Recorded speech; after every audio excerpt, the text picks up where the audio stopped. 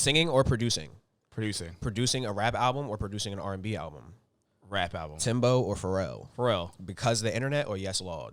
Oh, wow. I hate you. I hate you so much. I despise you. Everything about you. Oh, my God. Because the internet. Fuck. Kanye West or producer for... Kanye West is a producer or Pharrell? Oh, I hate you more. Pharrell's a producer. Nah, easily, yeah. Timer? Yeah. All right, I have more. We're not done. Yeah, shot clock violation. We don't give a fuck.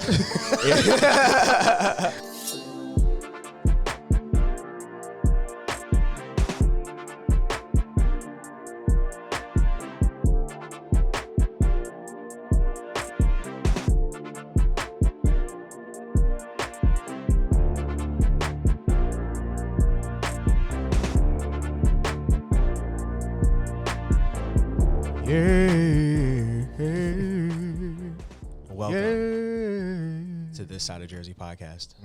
Yeah. The #1 podcast in the world. Talk about it. Self-appointed. Had to jazz it up a little bit, you feel me? I am one of your amazing hosts. My name is Steven. I go by Ugly Steven on Instagram. It's your boy I Robinson03_ all platforms. Shout out OG_Bs_. And we got Korean Tay behind the scenes. If you're tuning in from YouTube, we are at TSOJ Podcast. Like, subscribe, and comment, and stream and download from Spotify and Apple Podcasts. Show. Now, I want to get through the this or that. I want to get through the layup lines because I have a lot of questions about the things that I put in the layup lines. Like, I have a lot of questions. Okay. So I'm very excited about this layup lines. Let's get it. All right. Do we have 24 on the shot clock? Indeed. All right. Contestant. I'm not going to say her name yet. I may have already, but I'm not going to say it again. I don't think you did. Yeah. I'm going to ask you a bunch of questions. Right. Layup lines, right? This or that. You have 24 seconds to answer as many as you possibly can. Let's get it. Okay? All right. 24 on the shot clock. Yes, sir. Try not to look at the screen. I know they're on the screen. Just don't look at the screen. Got All it. right. Tell me when to go. Let's get it. Oops. Singing or producing? Producing. Producing a rap album or producing an R&B album? Rap album. Timbo or Pharrell? Pharrell. Because of the internet or Yes Lord? Oh, wow. I hate you. I hate you so much. I despise you. Everything about you. Oh, my God. Because the internet. Fuck. Kanye West or producer for... Kanye West is a producer or Pharrell? Oh, I hate you more. Pharrell's a producer. Nah, easily, yeah. Timer? Yeah. All right, I have more. We're not done. Shot clock violation. We don't give a fuck. Run it back. I have more. Dre or Rick Rubin? Yikes. Yikes. See? I told you that was a banger. Yeah, Tay. I told you that was a banger. Wait, like for just production or like just... I don't know. I'm not going to answer that. I'm just going to pick a human? Wow. Yeah. Pick one.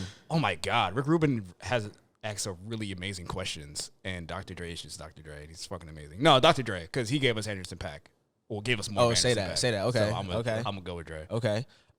Spicy miso ramen or shio ramen? Oh, spicy miso. Spicy miso. That's the one. Easily. Okay. Going to Staples or going to? Bro, I told you, bro. I told you, bro. The research. I told you, bro. Going to Staples or going to a concert? I hate you, yo, because I love going to Staples. Yeah, son. I got questions. Yeah, oh, my God. Yeah. I love going to Staples so much, yo. Oh, my God. It is going to a concert by this much. and that's just your musicality speaking. Like, that's just that's literally because yeah. It's like, bro, like, it has to be like a good concert. Like, I'm not just going to any concert, like, type shit. Like, 9 times out of 10, I'm going to still go to Staples, then pull up to a show. Word. I love Staples. Word. All right, man. Listen. All right, I want to go back to the questions. I'm going to introduce you, so then I want to go back to these questions. I do have questions. Ladies and gentlemen, the great talent we have next to us is a man of many talents. Just a few. He is a producer. He is a singer.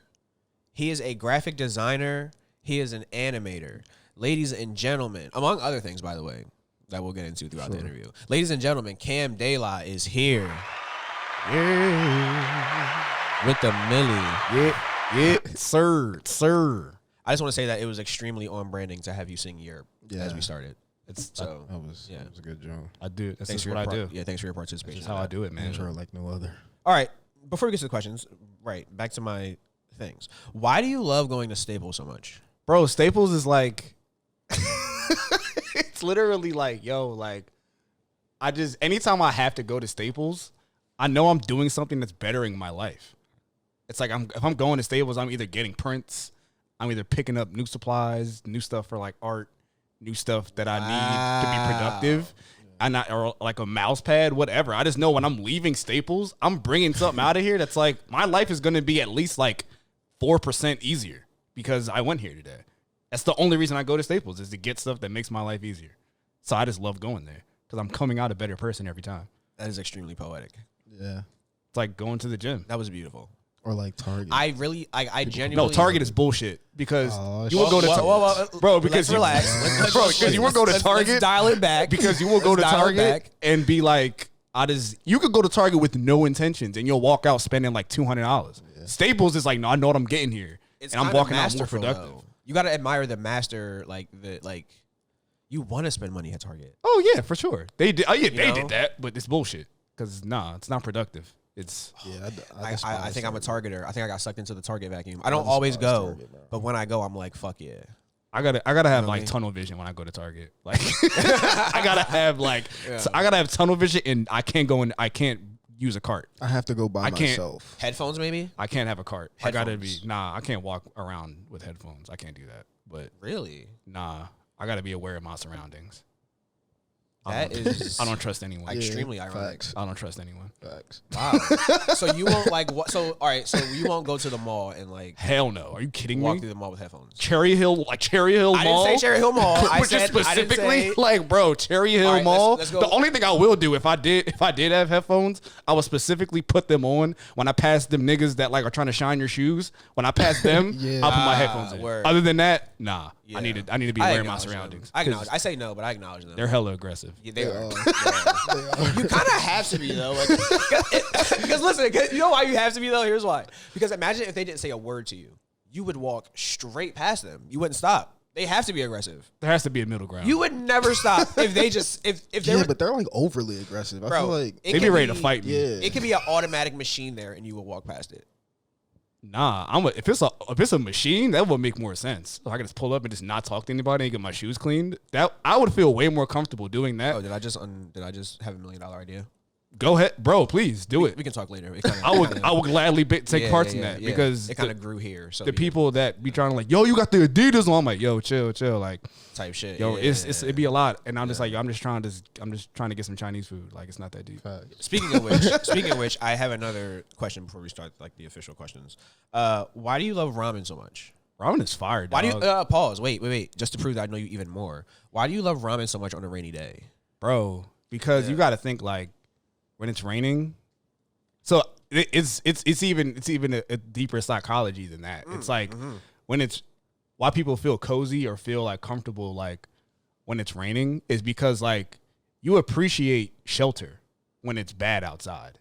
Facts. So it's if you're if it's cold or it's raining or whatever outside, you feel your comfort of your shelter more. But ramen it's a soup. It's warm. It's know what I'm saying? So it's it adds to the psychology of the comfort you're already feeling. So it's putting your comfort under a microscope, essentially. And it's you're literally zooming in on comfort when you have ramen or pho. I feel so fulfilled. Right. That's what it is. I came seeking and I got it. Look and you shall find. Yeah, man. That was wow. Yeah, that was well done. I'm going to appreciate your posts so much more now when I see them. I already do, but now when I know the context, when I see you get I'm going to get ramen because it's raining, I'm like, I understand. I might go get ramen now because it's raining. You know what I mean? You're just going to just feel it's sensational. Yeah. I actually did start, so recently, I wouldn't say because of you, but maybe subconsciously, maybe because of you. I started eating, I have recently been really eating ramen and going places and seeing what their ramen is like. I have a spot near me that's so convenient to go to, and their ramen is ass. They're spicy is and that's the thing. It's you gotta really you gotta find your tribe, man. Yeah. Do you have one? Do you have recommendations? I will gladly send everybody to Rayaki on 70. Gladly send you there. You gotta say towns. You gotta say what town that is. Is it in Cherry Hill? It's either in Cherry Hill or I feel like it's in Cherry Hill. I believe. Oh it's my Cherry Hill. God! Right by Ellsberg Circle. Yes, sir. Yeah. They And had got those fries. They got fries. The waffle fries, bro. Wildin'. Steve like that. Bro, Their salmon. Yes, shout out to Kenneth Muse. Kenny put me on to their salmon ramen. Dang. Unbelievable. Unbelievable. Okay. And I don't know if it's pronounced Caillou or Kiyu ramen, but they're kind of new. They're also on 70. I also think in Cherry Hill. I got their tonkatsu ramen, which is like crispy like fried pork. Yeah. With the it's like a curry like broth. And I got like shrimp tempura on the side. Dog, I almost died. Oh my God. I could have died right there and I'd been perfectly fine. That's It was fire. amazing. That's fire. Super crazy. Yeah, I fuck with Ariaki. I used to work at the AT&T in the Ellsberg Circle. Oh, So, like, word. I Oh, would- yeah. So he was when right I get there. lunch and shit, I would like just look at shit in the area and shit. Yeah. And yeah, that shit bangs. You know, that joint's fire. All right. Enough of your goddamn fetishes, Cam. Fuck. Nah, man. Listen, bro. We have a lot to get into, obviously. Let's get into it, man. I don't want. I guess I'll ask because that was for someone else. You're a man of many talents. You do a lot of stuff. Do a lot of things. You do a lot of things well. I'm a thing doer. So I want to let's make it broad and then kind of like narrow the horizon a little bit. Who inspired you to be this man of many doings, right? Because like you produce, you sing, you animate, you do graphic design, you fucking made a fucking, bro, this is, all right, I want to talk about this. It's going to be a lot of this because like, it's just going to come up because I'm going to like think about things. What I thought was next level shit, bro, like next level shit I thought. And I hope it didn't go under the microscope for too many people. You had a show with, I think it was Frankie. And I want to say, I think the name on the ticket was Bia, was her name? Yeah. Okay. You made a fucking commercial damn near Oh, promoting the show.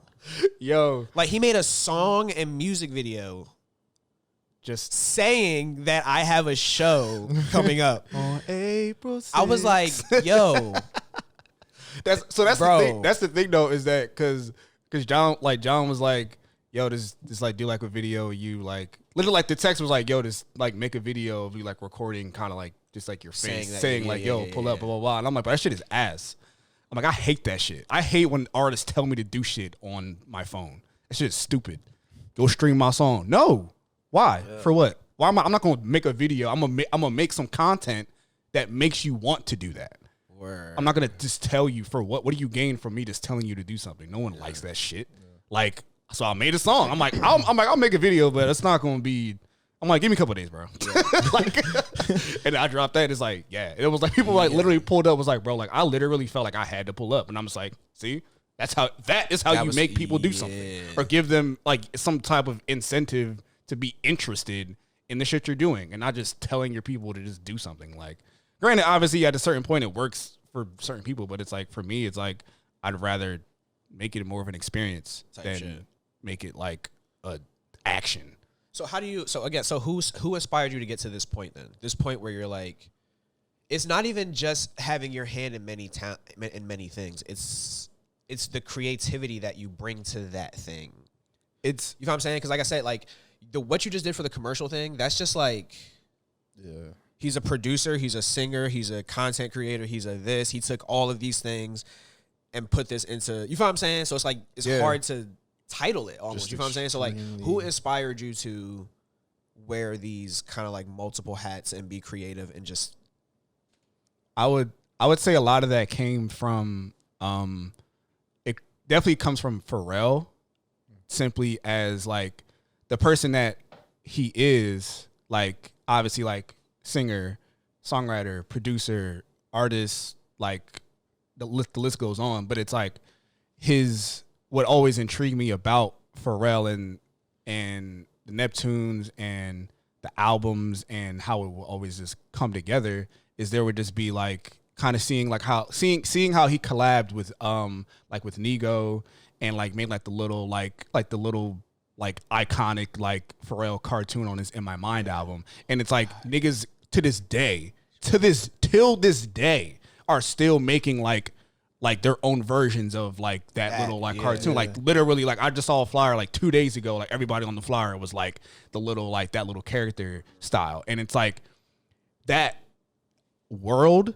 that is like that marries like the music with the visuals is what I love. Like that shit, like Gorillas marrying their music and the graphics and the animation, and like it was all these different things where it's like the music is always gonna this obviously because like for me I feel like the music is always gonna make sense coming from me because it's coming from me. I'll always be doing my own style, but it's like I want the colors and the characters and the animation and the graphics. I want everything to look and feel like it's a part of one universe. Know what I'm saying? So it's like I would say the inspiration started with like Pharrell and the way his artistry always kind of made this like cohesive, like I don't know, like melting pot of shit that always felt like you can just play his productions like back to back, and I was studying this man like as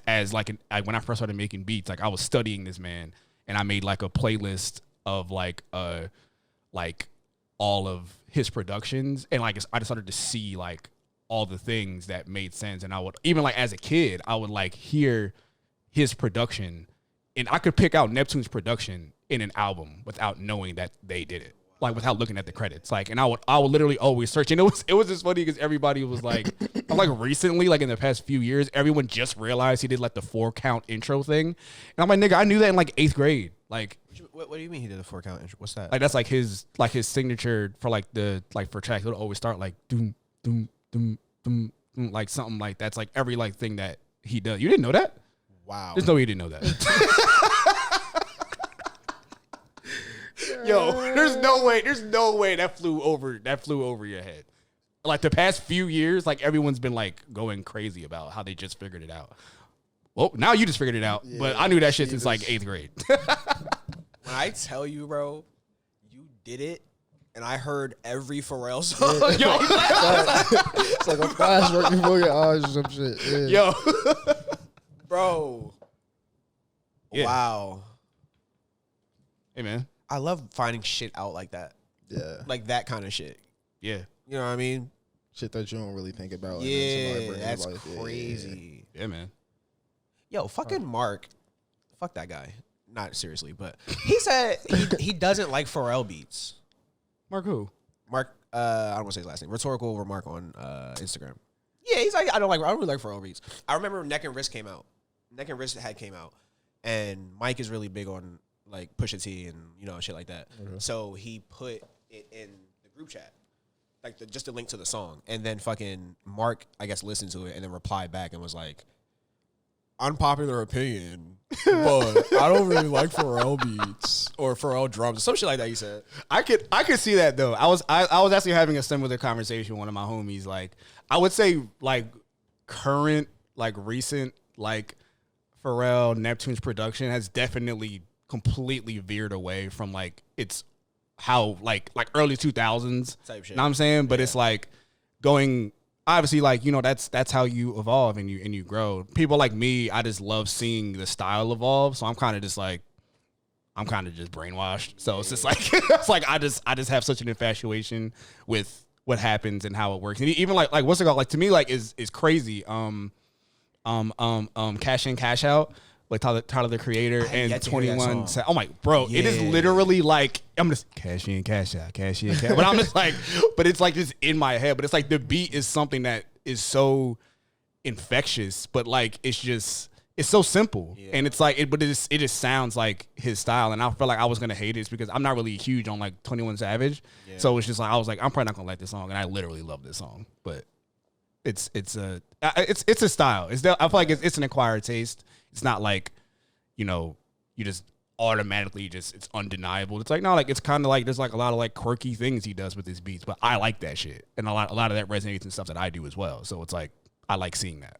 Speaking to that musicality, I feel like something that I'm like, I wish I had, and I'm like just trying to learn how to have, is the ability to hear music and like hear voice and lyrics as like it being compressed to the sound rather than it being like the beat and then the lyrics on the beat. Like, for example, I heard Charlamagne say one time, and it's kind of where it sparked it, and then you kind of just kind of like re-sparked it when you said that. I heard Charlamagne say one time that Young Thug uses his voice as an instrument, or his voice sounds like an instrument, or he said something like that, like he uses his voice as an instrument. Okay. And when he said that, bro, like, I was not really into Young Thug pre that. Right. And as soon as he said that, I started like I started listening through that lens. And I'm like, bro, I feel like if you, and this could be like a normal theory that I just stumbled upon, obviously. But like, I feel like if you can learn to listen to, and tell me if this is right or wrong, listen to music like that, like the voice as a part of the beat, as a part of the whole sound of music. Mm-hmm. You know what I mean? Yeah. For example, to make it like understandable, you could say some really fire shit on a super ass beat and it's not going to stick, right? It's not going to be hard, right? Right. Like you got to find a way for that to sync. You got to find a way for that beat to kind of like, that's what I kind of mean. You know what I'm saying? Like making it, and then listening to it then as a complete just like sound. You know what I'm saying? Rather than, yeah. I feel like that's a mark of like, just really good, like, it's like musical craftsmanship, you know? Yeah. Like for me, all my, like a lot of my favorite rap offerings end up being like albums where it's like one producer and one rapper. You know what I'm saying? Like B by Common, like Kanye and Common.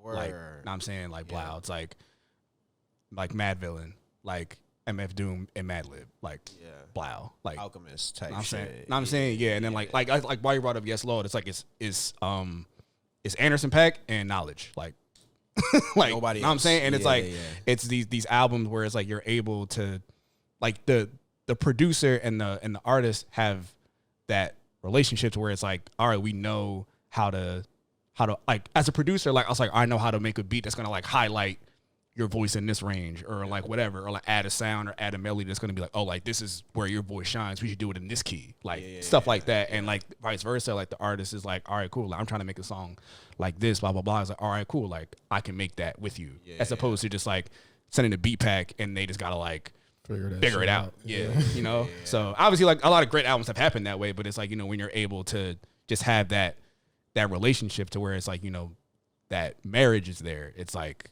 that's where great shit happens. Yeah. All right. So speak about your music career a little bit, like the singing part of it. Yeah. Singing, I hated singing as a child, and my parents made me do it for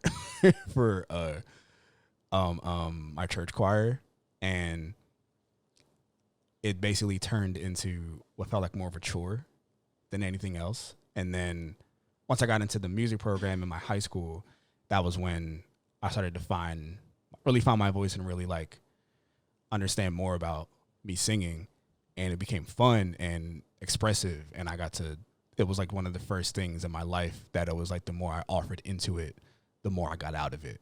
And I just kind of fell in love with it. But singing turned into, it was way more secondary, because I was really a rapper first. And some niggas don't know. Yeah, a lot of people don't know.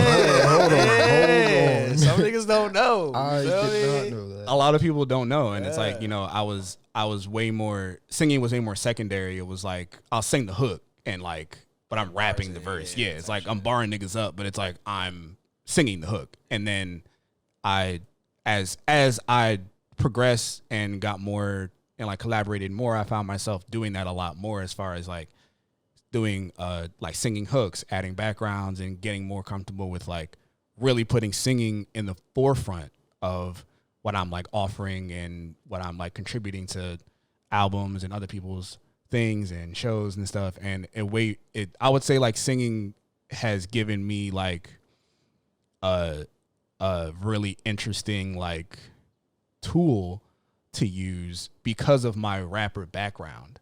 And my muscle memory as a rapper like translates to how I sing and perform as well. So it's like a lot of people in like the R&B space like aren't very like, not saying like you gotta be one way or the other, but it's like 9 times out of 10, like if you think of R&B, like you think of some like real seductive ass nigga that like got his shirt off and he's like air humping and shit, and it's like real like smooth and like and that's a vibe, like that's cool, but it's like I'm bringing like rapper energy with like R&B shit. So it's like that's where my head is at, is that it's like I'm bringing high energy, high performance value, high like even like ad libs, like even like in the recording process, it's like I love wilding out on ad libs. Like that's like fun as hell to do, and you get to like create that energy that you might not be able to put into like singing or into the main vocal. You can just like scream some shit on the sides, and it's like I love doing that shit. Like that shit is mad. Like it just adds so much more to the energy. And I also do that with like artists I work with. I'm like, yo, like ad libs, like if it's lacking energy or lacking more like, or like the message, something needs to get like sent across harder, it's ad libs, because that's like a lot of what rapping is, and a lot of what even people catch on with rapping is like people's ad libs be fire. But it's like I like doing that and translating that energy in that space of what makes rap interesting, what makes hip hop interesting, and bringing those ideologies into singing. And it's like I'm just having a great time with it, honestly. Sure. I'm learning so much right now. I feel like, just like I feel like I'm learning the science behind like ad libs and like you know what I'm saying, because like you don't really they're ad libs. You feel me? Just you just hear, you know what I'm saying, you hear some shit, it's like whatever, you feel me? But like when I'm hearing you break it down, like you got to bring in some extra energy, or if you can't fit it in that 16, or if you can't, that, you know what I'm saying, you got to bring it whatever. Like it's like you see the science behind it. Like okay, like find a way to actually that's tough. Wow. Extremely fire. Yeah. Is your so your process when you're collaborating with other artists, and you were just talking about like a lot of ad libs.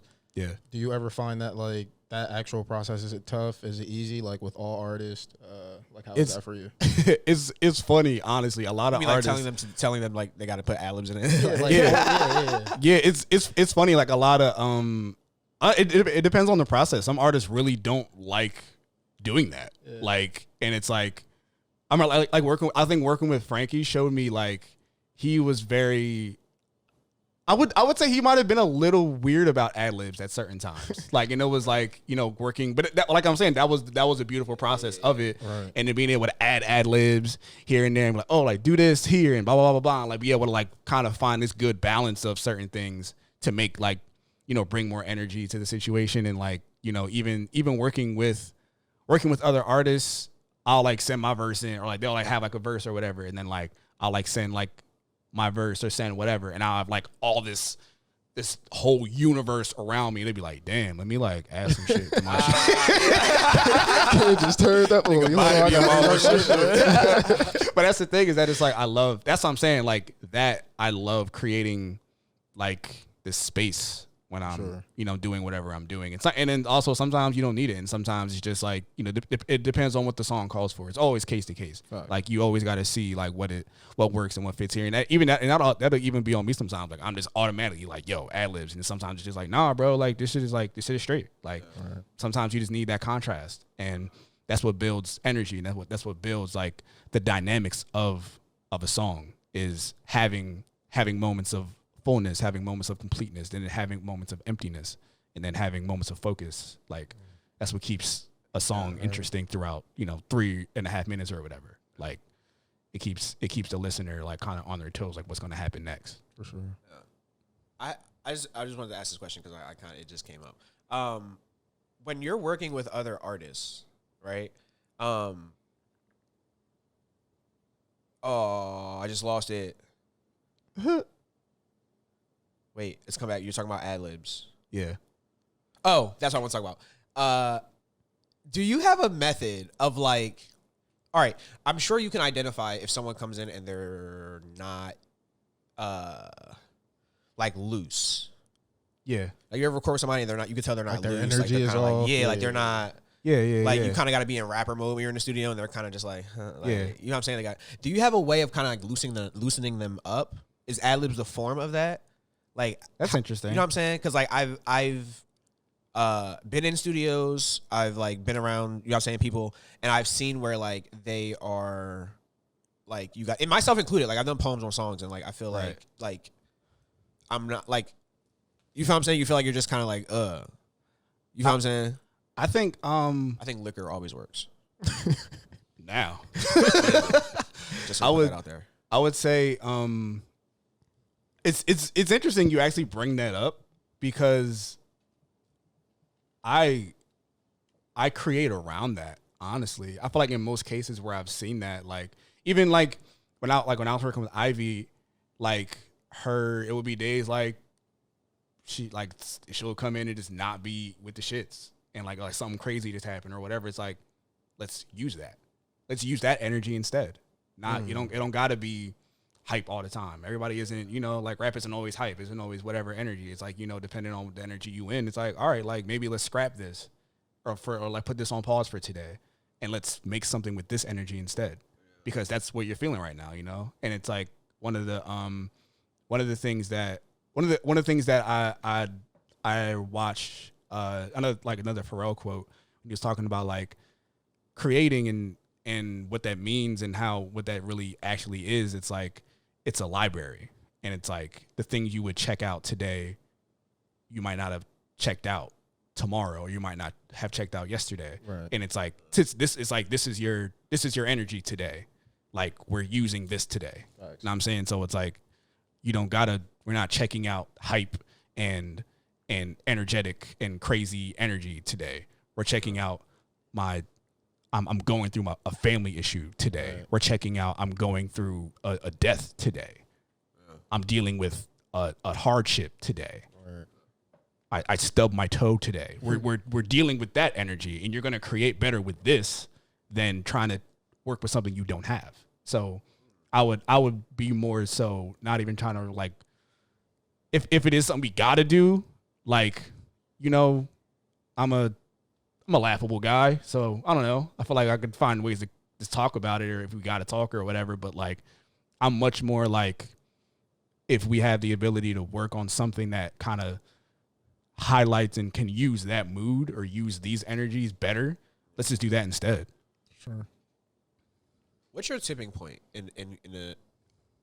what's your tipping point in your creative writing or creative process? I'll say, when like you're no longer going to pump out anything productive, or like this idea isn't working, because ideas take time, right? So you gotta obviously the first hardship at the idea, you don't just be like, oh, fuck it. Yeah. You try to like, you know what I'm saying? Yeah. Work through it, and you try to Do you have a point where you're like, all right, this is either no longer natural to me, so I don't want to do it, or like what is your tipping point where you learn to pivot and go elsewhere? When it feels forced, like when you feel it like become more of a task than like something coming out of you, like, it feels, it's like if I feel like, for me, at least for me, like specifically, like even musically, I feel like you're like, it should feel like a car. Like when you put your car in drive, it automatically goes.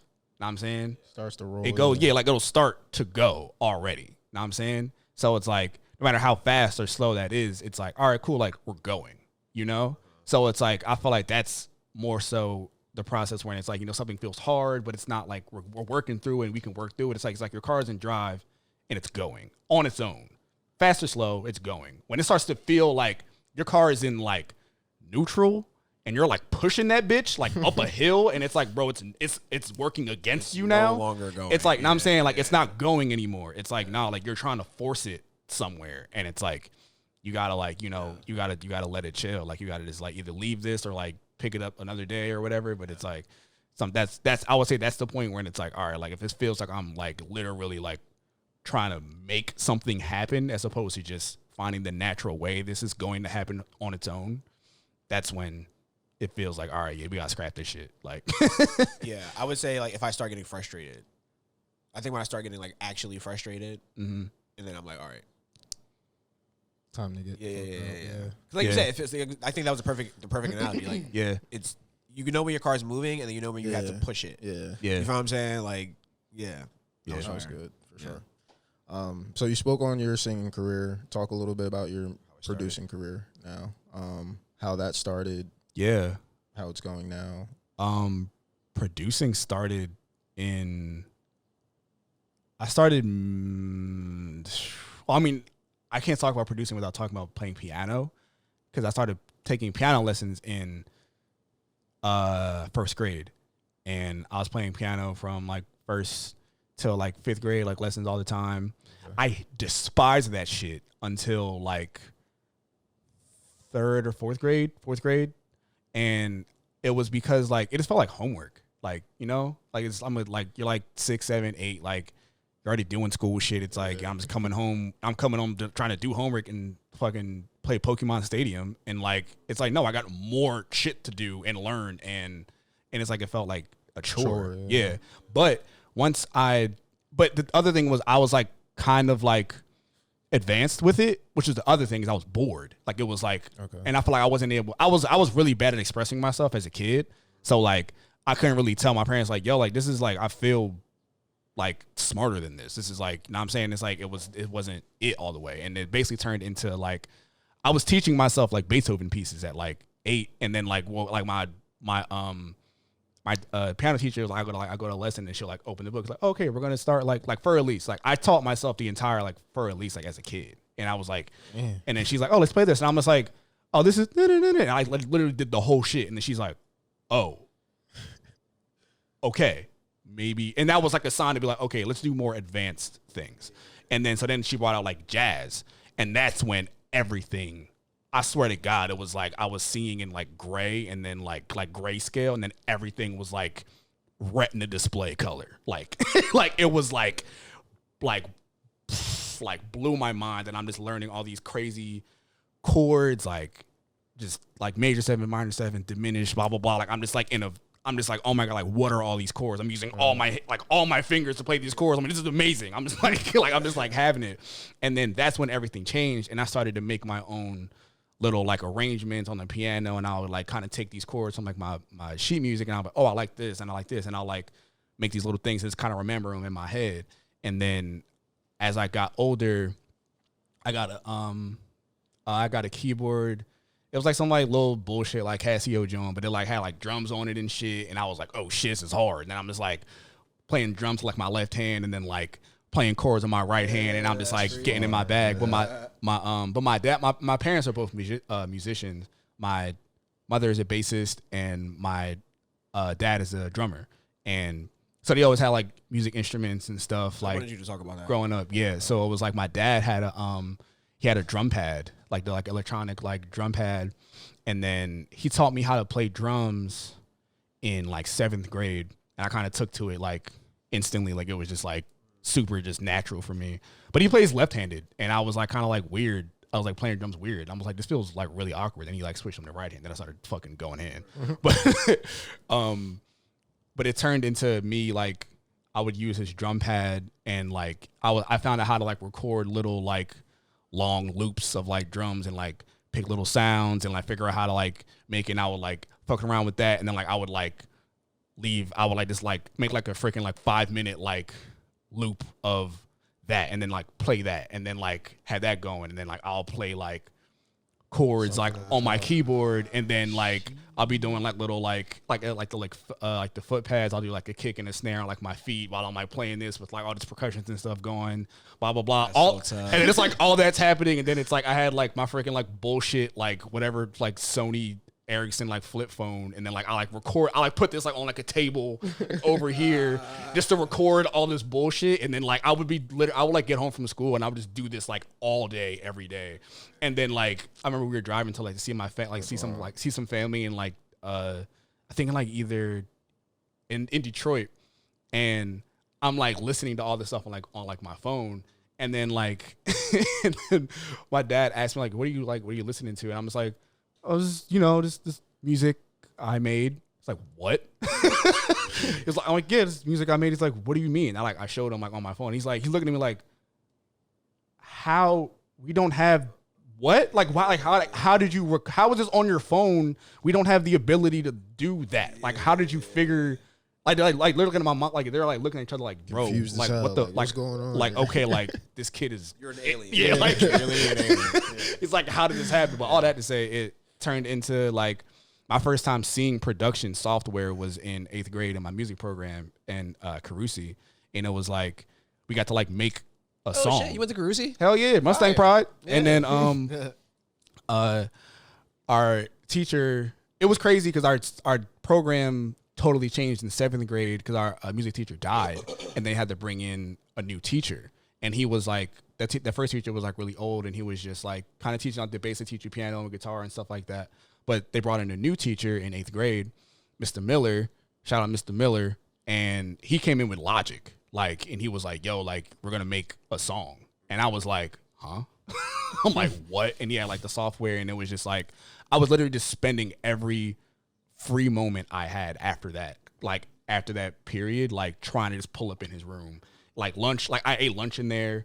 I like any freaking moment I had, I'm like, yo, I want to learn this software and learn all these things. And then like we made our song, and I ended up like bringing my keyboard to school to like record like this like cool like sound I like on my keyboard. And he was like, yeah, like bring it in, like we'll put a mic to it, record it, blah blah blah. And it was like I like sang, some other girl like rapped and like wrote all the stuff. Like the song was terrible, but it was it's like crazy how like you see it building though. Like, you know what I'm saying? Like, yeah. And it was like that was like my first time making a song. And then like I remember I showed my mom, and then she was like, "This is crazy. Like, how did y'all like?" Okay, like this is like access, like there's like software to do this. This is access. And my mom, like she is very like tech savvy, so like she's like good with like computers and stuff. She knows what's going on, like technology and stuff. And then like my after I graduated 8th grade, basically like my family, like a lot of I got a big family. They all kind of like saw my music talent and was like, yo, like okay, like, we should like let's invest. Let's see like what can happen. So they kind of pulled a lot of money together. Like my grandfather a lot, and got me a computer and some speakers and like a keyboard and a mic. Shout out to fam. No, for sure. Shout out to your family. No, my family is is fucking amazing. Yeah. And yeah, and that was like the beginning of it. And I remember they surprised me with that. Like we went out to dinner on my birthday after I graduated. Cause my birthday's in the summer, so it was like after I graduated. We went out to dinner, and then we went back home, and then like the basement was like a complete like this different space, and it was like the computer, this keyboard, all this shit was there. And I literally was just, bro, I was like, I almost fucking cried, and I was like, wow, like, and I literally, and that whole summer, I never did. No one saw me. I did nothing else. I was doing this literally like every single moment of my life, this learning and producing, this making shit, and then like, obviously that just just took off, and then that was the beginning of it, and now it's you know it's beautiful to be able to do what I do and create productions for Netflix, for doing things with Foot Action, doing things with BET, and I don't know, it's beautiful. I want to talk about some of those accomplishments actually. Yeah, for sure. But before we get there, I want to talk about. So you kind of built this empire of singing and producing, right? Like you're putting sounds together. You're making, you know what I'm saying? Like you're making unity out of these things, right? Right. With that comes collaborating with other people. You know what I'm saying? Like you said you were singing, the girl was rapping. For sure. You obviously have like your inventory of rappers, or I don't want to say rappers, artists that you've worked with. Yeah. Who are your favorite artists to work with, and why? Give me like 3. Obviously. Give me 3 and briefly tell me why. Briefly. Like a short little this person and because of. Yeah, musically definitely. Obviously Frankie Hill, because shout out Frankie. He's the greatest rapper of all time. Yeah. Shout out Frankie. Undeniable. My brother Miles Cream, man. Miles Cream. Miles Cream. Shout out that boy. Because he's brought out, working with him brought out areas of creation that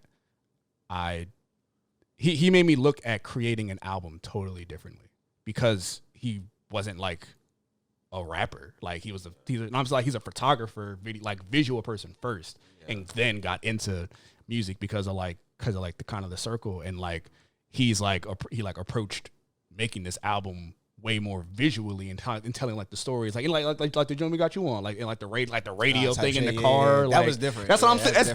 That's Miles shit. That's all that to say. Like he really showed me like working on an album very differently. So shout out to him, and definitely Dom B, man. Shout out Dom Dom B. B. Shout out Dom B. It's Dom. Shout out Dom B. Dom B, man. Her voice. I tell her every time we do anything together, I'm like, yo, like Dom, your voice is literally like, it's the perfect voice. It's literally like, it has amazing high, this twinkliness. She has this amazing, just low support. She just has control over her voice, her tone, her timbre, everything. Is just like, it's just like you're clearly God's favorite ever. Like, she has a perfect voice, and like her working with her, that was my first time ever doing an R&B album with her for real, and it was really interesting because I never did a whole R&B album, and it was like, you know, she showed me a lot about where my style fits into the R&B realm, and also even like kind of how I commented before, like kind of bringing rapper energy. It's like I feel like I bring that like with the drums. I kind of like the drums is like slapping, like the drums is like nah, like drums gotta be like crazy, but also like giving you these crazy chords and these like real smooth synths, and like then Dom is just coming through just wilding, and it's like and it's like, you know, but I just learned so much. I just learned so much from all three of them, and to comment more about Frankie, like as a songwriter, I just learned so much from him as a songwriter, like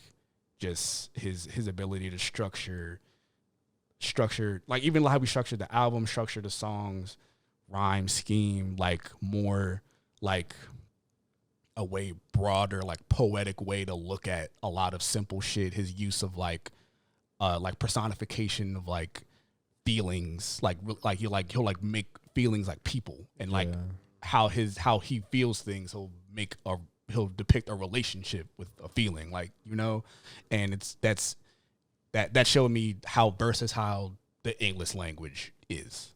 I would say working with Frankie. Wow, shout out that boy Frankie. Nah, for sure.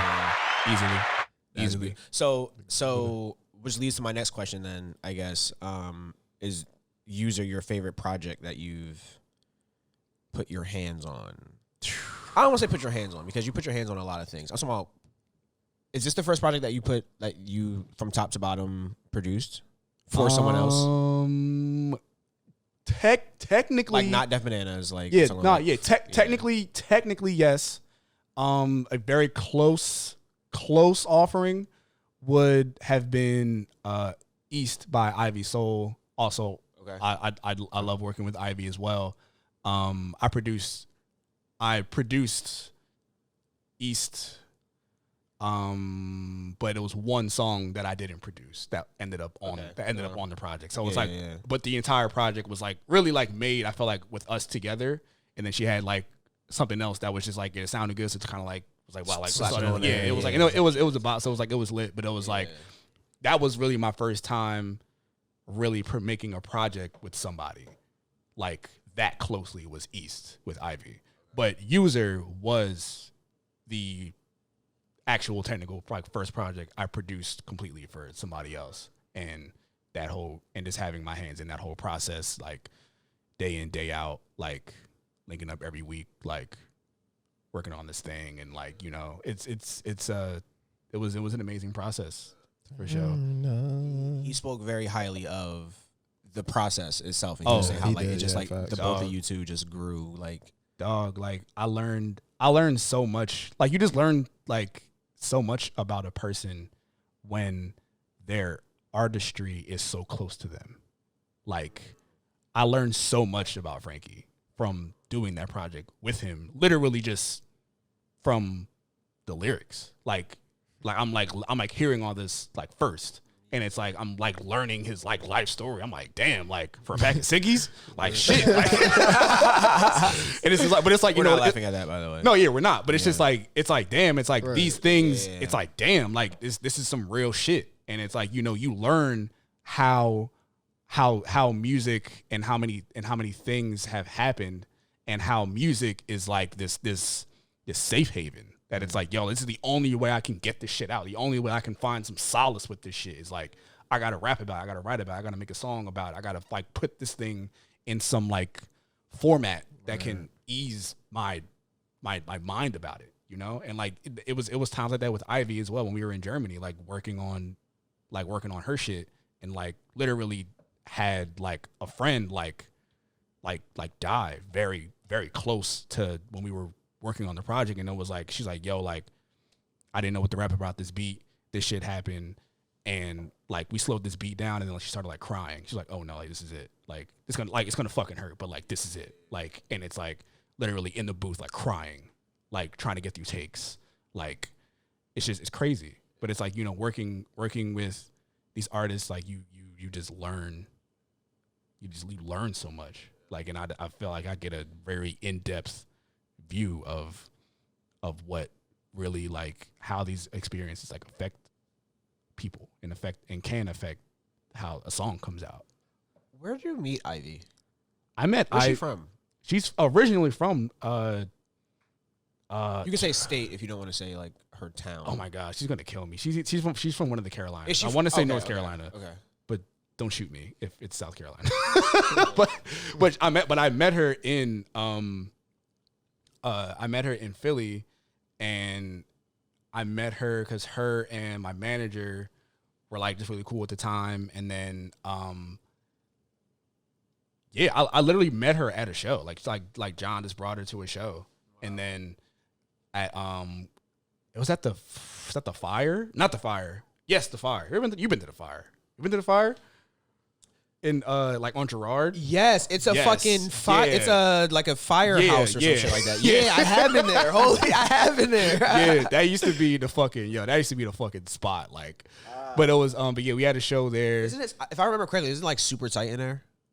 It's the if I remember correctly, maybe I was like it was a no the walking in, like, because it's like two parts. It's like the bar area is like tight as fuck. Okay, but then like the actual venue was like it's chilling, but it's like the bar area. Oh my god, like Jesus. But yeah, that's how we met. I met her there, and then we did super like just random fact, but I got to bring it up because it adds to the story. But we were opening for Mickey Fax. I don't know if you are aware of who Mickey Fax is. He was like one of the like XXL freshmen. I think I want to say the same year. Like I think he was like in like the Asher Roth-ish realms, from either that year or the year before or something like that. Either way, we're opening for him. We did so it was like Death Banana shit. We did like Turn the Lights Down, and then it was just a crazy like sample or like crazy like chord progression and stuff at the end.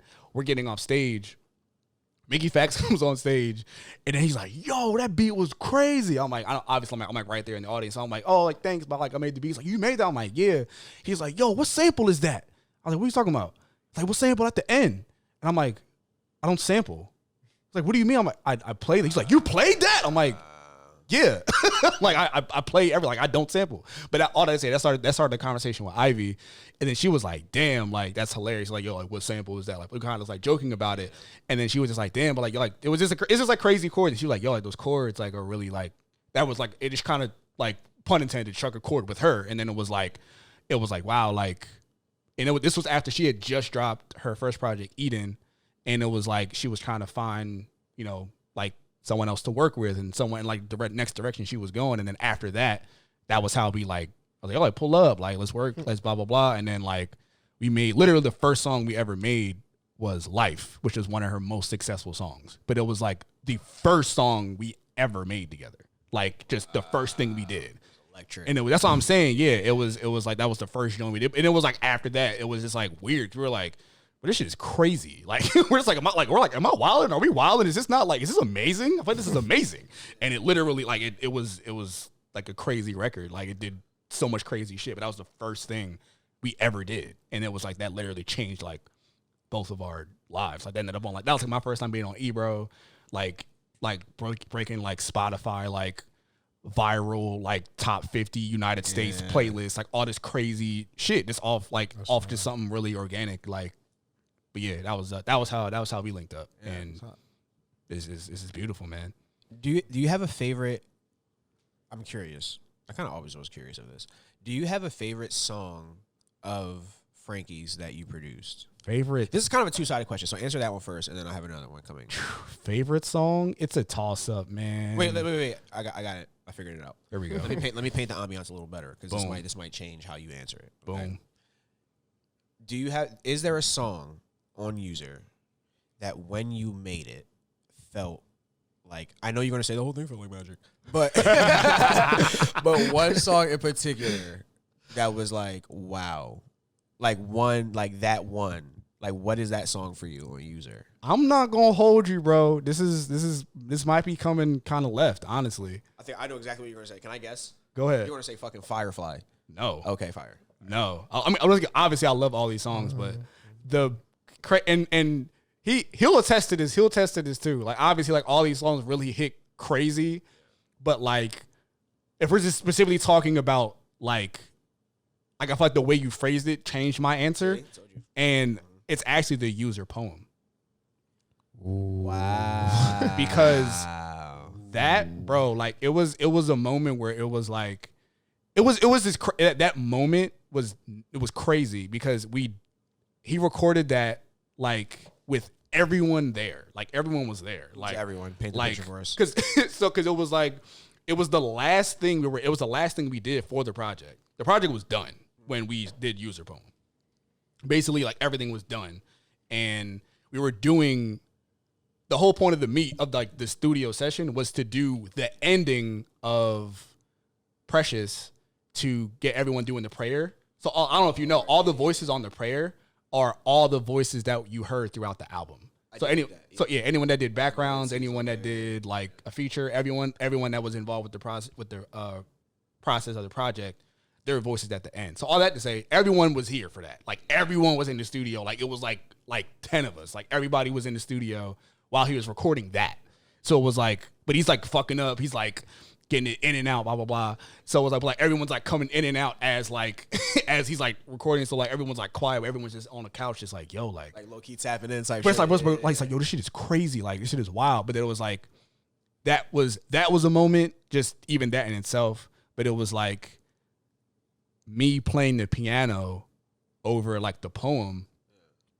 It all happened like super, like that was all like one take. Like it was all like I didn't stop the recording and do something like, oh, I had this idea. Like it was literally like I just freestyled it and like it was just, and I was just like playing with the like I was just following his emotion, and it was just like it was just crazy. That was already crazy. The added bonus was that because everyone was there, Lotus just happened to be there when we did it, and she's the girl that does the female vocal you'll hear like throughout User poem. Okay. She was there doing all the ad libs and like background and stuff. She was just there, and she was just kind of like, oh, like maybe it needs like a little like something right here, like blah blah blah, and then like it was like she just like kind of sang it, and then me and like Frankie looked at each other, was like, oh, what? And it was like literally like it just turned into a whole nother situation. Like we did the prayer and like everybody get out of here, we gotta finish this thing.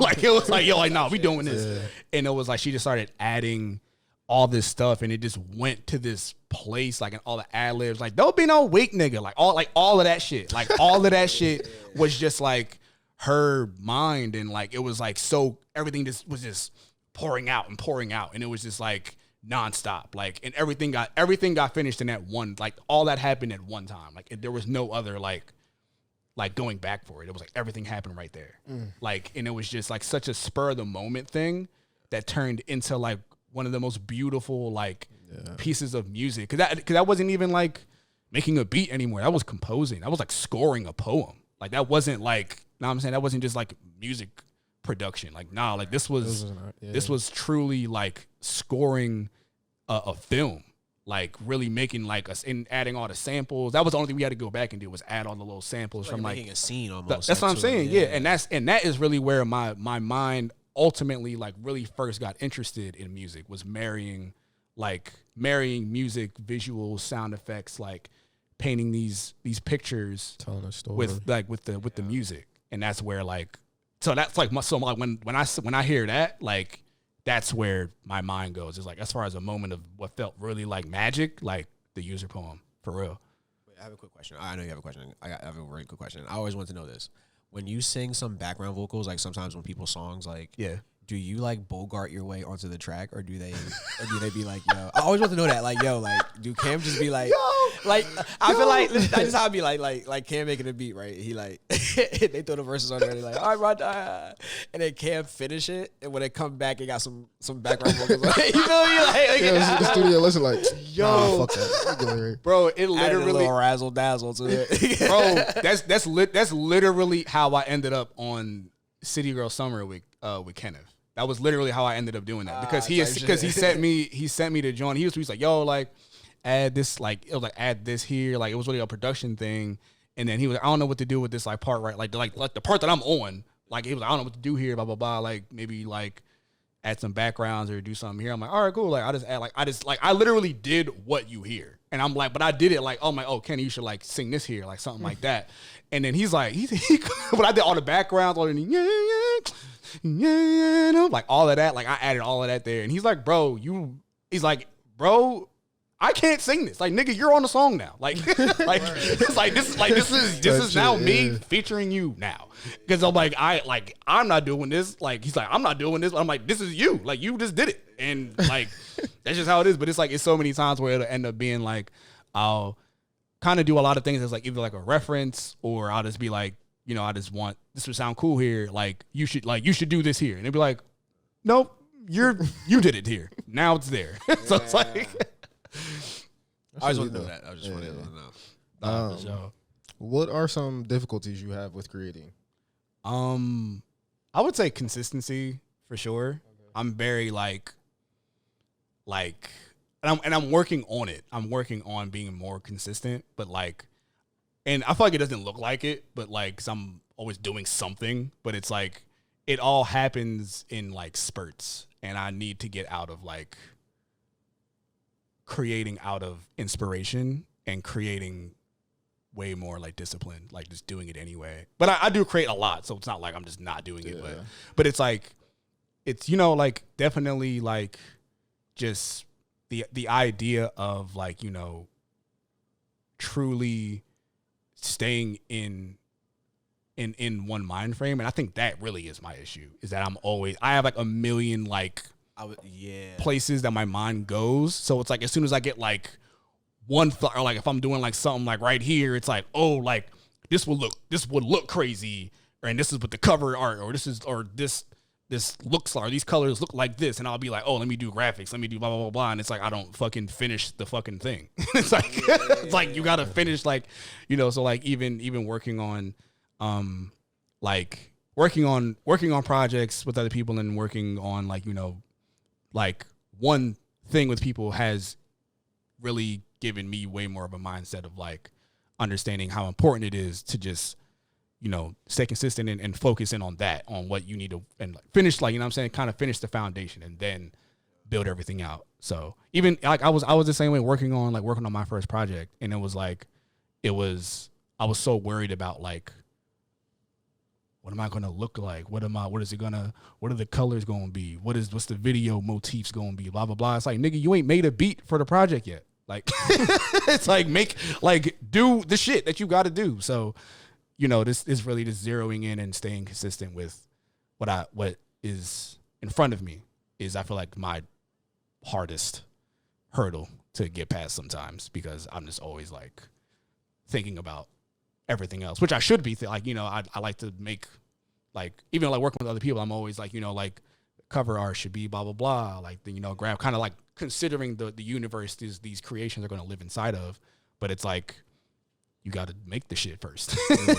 I've been in your basement before, yeah, but I can't picture the exact setup you have, like where your computer is, but I feel like the ideal situation for you, if this is not it already, is like you need 7 monitors that size, all in one place. Yo. And then you can just like, because I feel like, again, like you do a lot. So I actually was going to ask that question of like, how do you like know, like, do you wake up and today I'm animating? And then like how you structure tomorrow, I'm making a song today. Like, you know what I'm saying? So I feel like for you need like 7 monitors, right? And you could just literally be inspired over here. And if somehow that translates to a visual creation, you go over here with it. And then it's just boom, boom, boom, boom, boom. That is the last thing I need. No. Let me. I would be like, I would literally never get anything. Let me package it a little better for you. I'll send it back to you. See if you like it. I'll try to reframe that is the last thing that I need is more shit to look at. Can you imagine somebody trying to do that for Cam, thinking that's like he come home one day, it's like, bro, I would go crazy. I'm like, bro, this is too. I'm like, yo, I need one screen, bro, one, and I need to look at this shit, and that's what I'm doing. Like, but yeah, like it'll be, it depends on like, obviously like there's seasons where I'm like, which is like funny, like when I was doing like working on a Dom's project, it was like she'll like come through and like my keyboard won't even be set up, like speakers won't be plugged in. I was like, yeah, I've been a graphic designer for the past week or so. It's been a lot, like, and it's just, you know, depending on what's going on, like I'll have whether it's like client work or whatever, like I'll just be in like deep as a graphic designer, or if I'm doing my own stuff, like it depends on how it hits, and that's why I'm always grateful for the artists I work with and being able to work so frequently, because it's like, you know, like it'll always like give me a good balance. So it's like, even if I'm not inspired to do music one day, it's like, and I'm just like thinking about graphics, like I'll work with somebody and then like I'll like, you know, make a beat or sing or whatever I'm doing. I was like, dag, like I would want to make like, especially if I'm making a beat like doing drums, I have like a million drum sounds. So it's like I'll like pass some drums that we're not using. But I was like, ooh, like I'm gonna save that for like after the session, or save that for tomorrow or something. Like, you know, like finding these little like pieces that are like that'll keep me inspired. So it's really a toss up as far as like what I want to do one day and the next, but it all finds its way to the same place. Yeah, I was gonna ask, like, how is it easy or like manageable for you to like balance producer, singer, you know, graphic designer? Like, is that extremely hard for you? Does it come natural? Like, I'd say it's natural just because I'm just doing what I love to do. But it's an interesting, like, I would say it gets weird in real life. Like when people, like, someone recognizes me. Mm. And then it was literally a conversation where it was like somebody was like talking about me, but this person didn't know I'd sing. And then like this person didn't know I do graphic design. Yeah. So it's like, oh, Cam, like the graphic designer's like, no, Cam, he's a singer. It's like, no, he's a producer. And it's like, and it was like, I'm like, I am these things. Here we go. They are me. That's the only probably weird part about it is, or like I would say early on, trying to balance like my presentation of it all. Okay. So that was honestly where I was like, okay, like I gotta really make my own music and really just find a way, because like with my own music, I'm able to like literally just do everything. So it's like you're getting everything that I do at one time. So it's like the credits is not long. It's me. Like it's like blow. Like, you know what I'm saying? So here we go. I got a good idea. Here we go. We're gonna put a little picture around this. Let's say, right, producing was one of your wives, singing was one of your wives, graphic design was one of your wives, and animating was one of your wives, right? Which wife would leave you because you spend the least time with her? Ooh. This man is a poet, yo. This man is a poet, yo. That was different, right? Jesus. Jesus. Which wife? It would easily be animating. Only because it's new and it's not. It's way more of a like honeymoon phase right now. Maybe it's not even that. It's like it's literally like the last part of everything. So it's like, but I will say it is the most, and that's the other thing too though, because if we're thinking about the wife dynamic, it is the only thing I would say I do without everything else in my mind.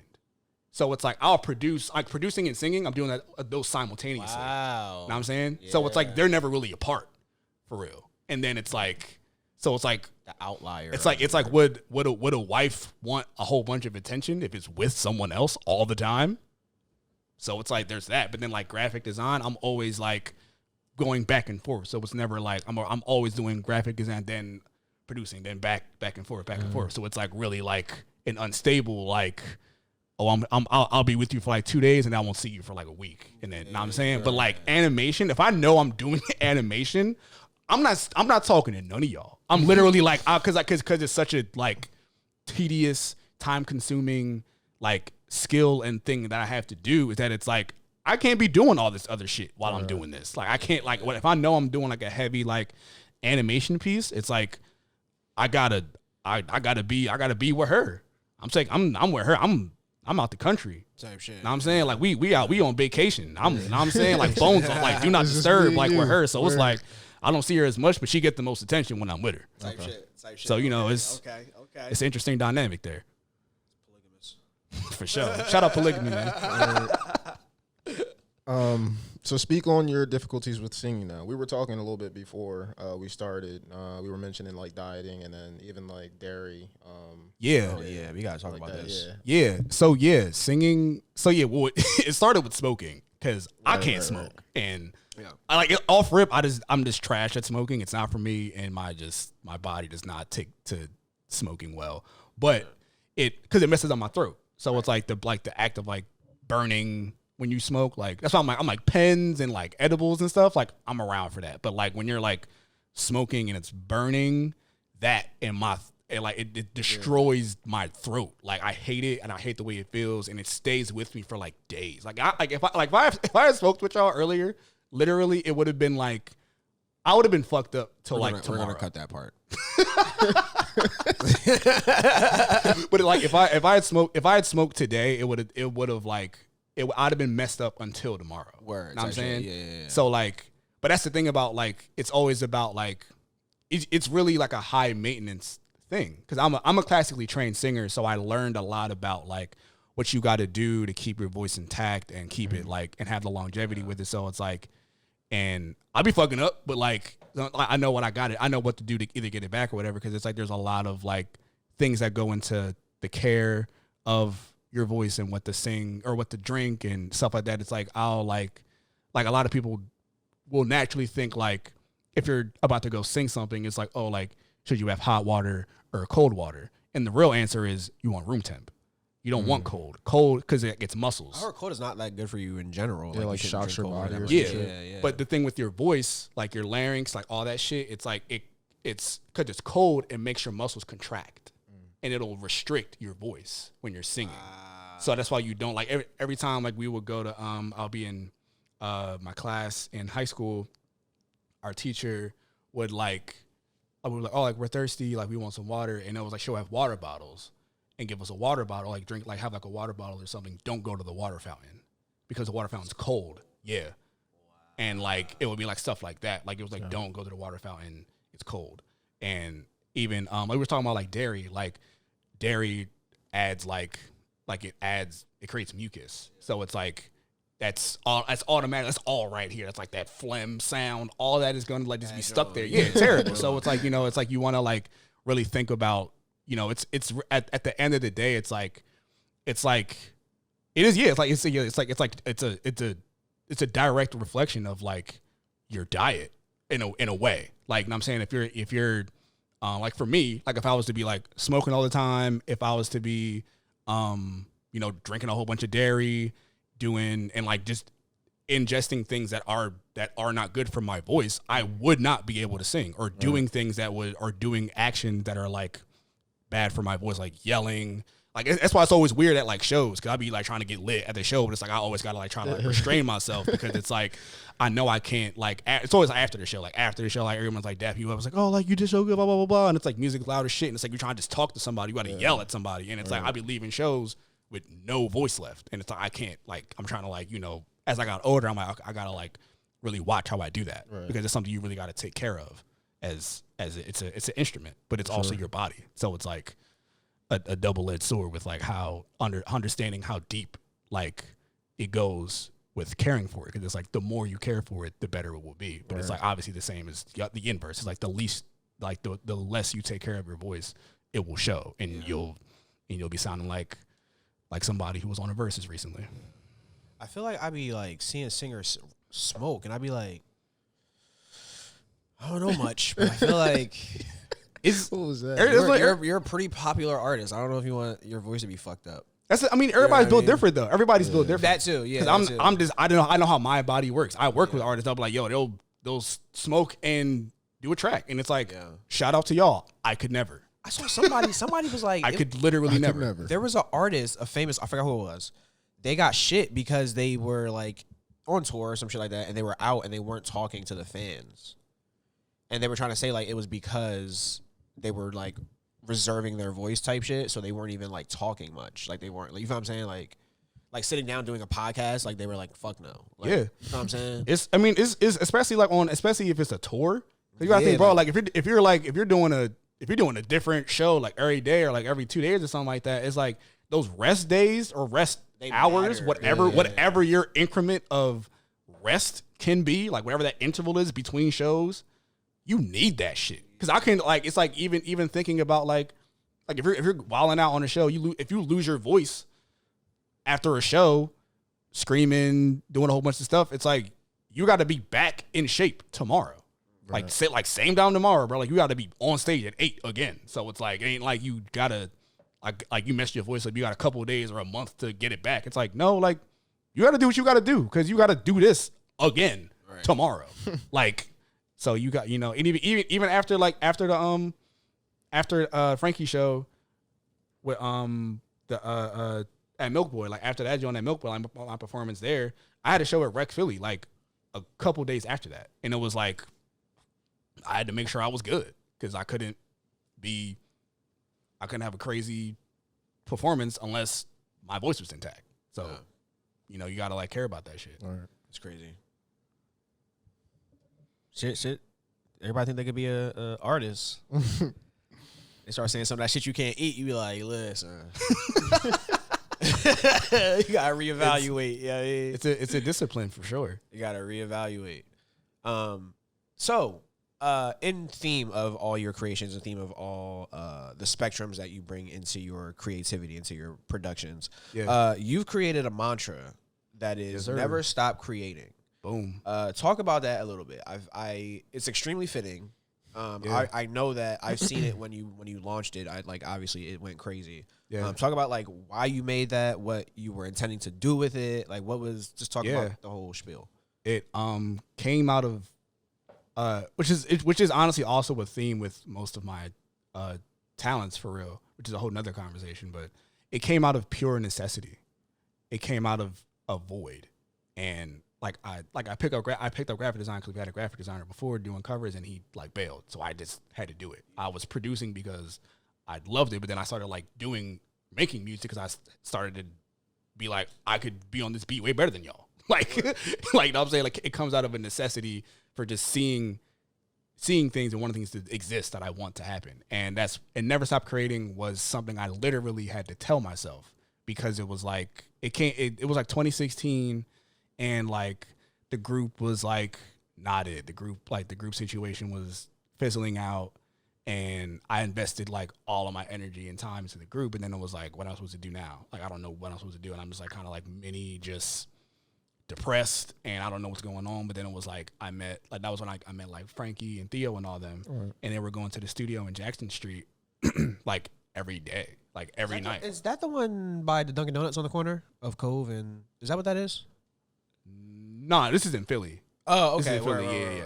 Yeah. But they were going there like every night, like, and that's when like back when like all of them were like working at Red Lobster and shit. So it was like they were all getting off at like 8. And we would be in this bitch from 8 to 8, bro. I believe that was like their hours that they had it. It would be like literally 8 to 8, like, and we would just be in this bitch like every day. But it was like that was an environment that I wasn't really around at that time because it was like the group wasn't a thing. So it was like I needed to get my energy and be around people that wanted to really create for real. Right. And that's where it just kind of popped in my head.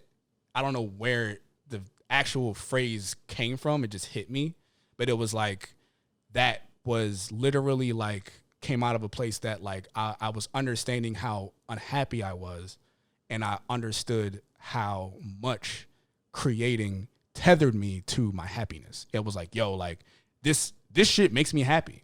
And it's like you gotta also understand like people are only here to like are really only really here on this earth if something's really keeping them here.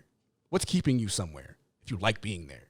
Know what I'm saying? What is keeping somebody from just ending it all? It's like you gotta be happy. Like you gotta feel good. Like you gotta feel like you got a reason to do some shit. You got a reason to be here. And that's like, for me, that's what that is. The thing that is literally keeping me going and that keeps me happy is creating. And I got to just like, and I understood how deep that was for me.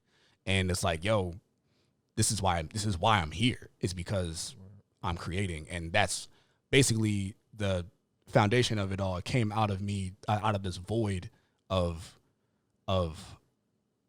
having nothing that I was understanding to keep me happy. And then I understood how to make my own happiness.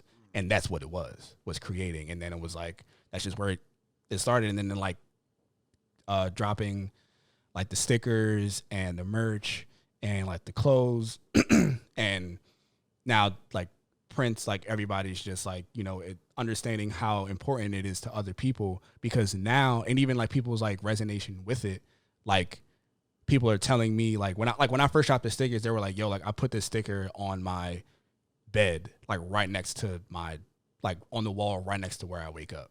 So it's like they're literally like waking up, looking over, being like, "Blow!" Like, all right, cool. Like I'm doing this, and it's like having something that keeps them motivated. Like I remember Dom told me like it was like one day she came out of like a session for something she was doing, and she was just like really like mad about how something like went down, but she had like one of my stickers in like her dashboard. Mm-hmm. Then she was like, "Yo, like I literally saw that sticker," and then I was just like, "Nah, I'm gonna keep going. Gotta keep going." Like yeah, and I'm just like and it's like I now am able to indirectly give people the feeling that I needed and why I started this. And it's kind of like now it's like this, it's just a pure cycle of beautiful reciprocation that it's like, I made this because I didn't have this. I didn't have something telling me to keep going. I just had to figure that shit out. And that's what I made out of me needing to keep going. And now I'm able to give something to the world and to other people that helps them keep going when they need someone to tell them that shit without having anyone there.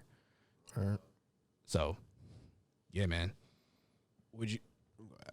I mean, I feel like you just kind of broke it down for us, but yeah, like I was gonna ask you what do you want to be remembered for, but I would say I want to be remembered for being somebody that was able to inspire people.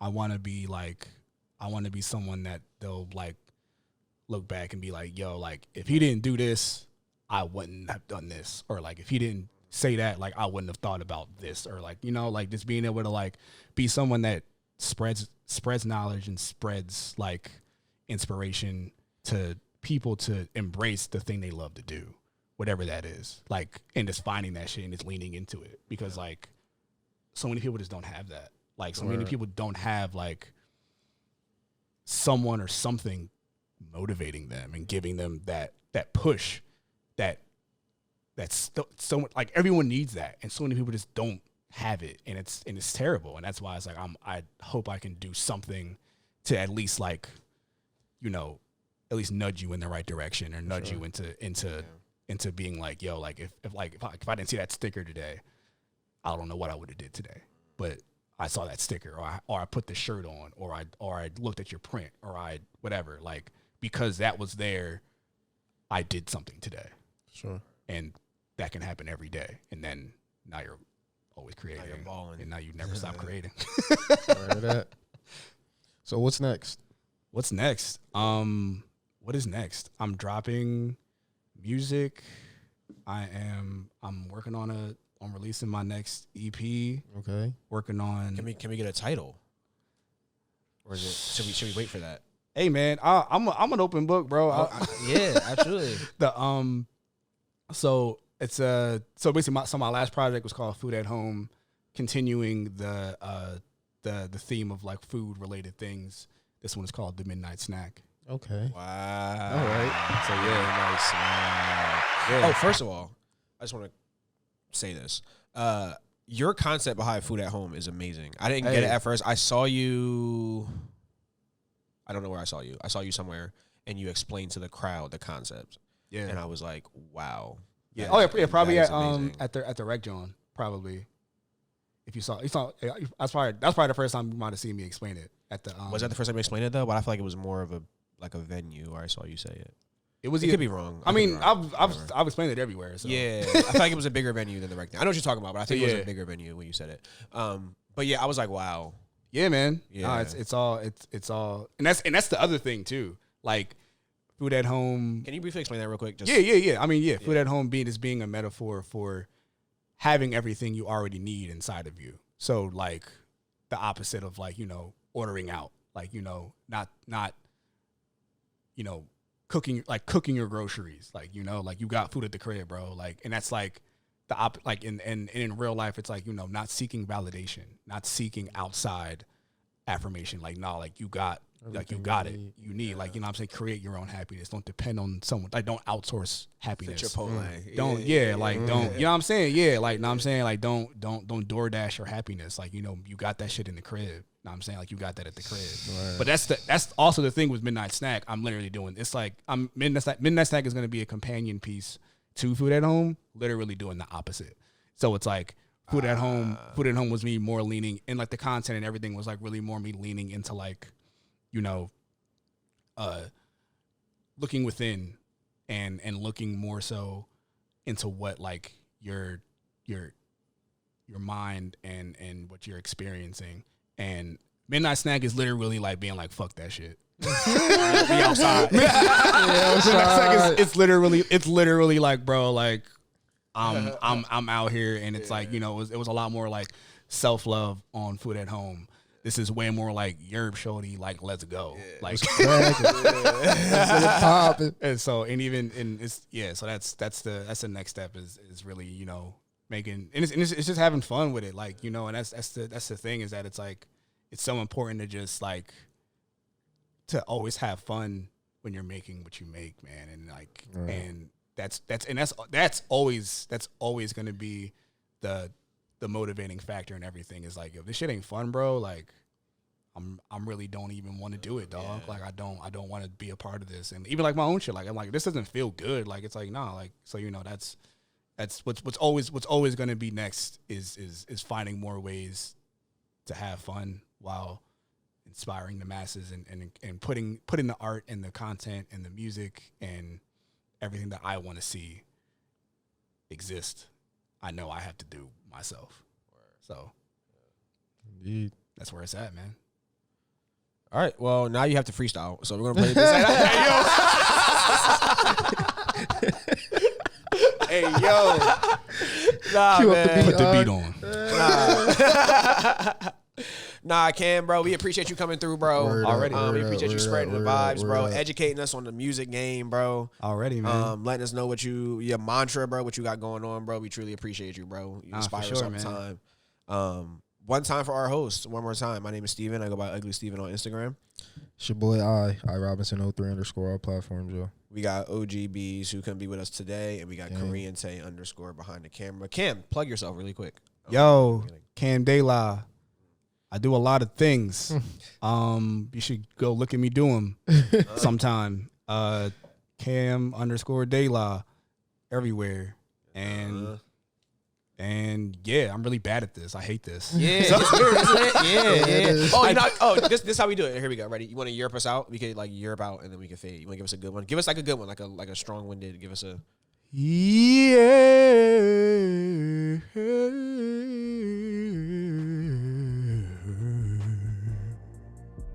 This Side of Jersey podcast, y'all. It's the game.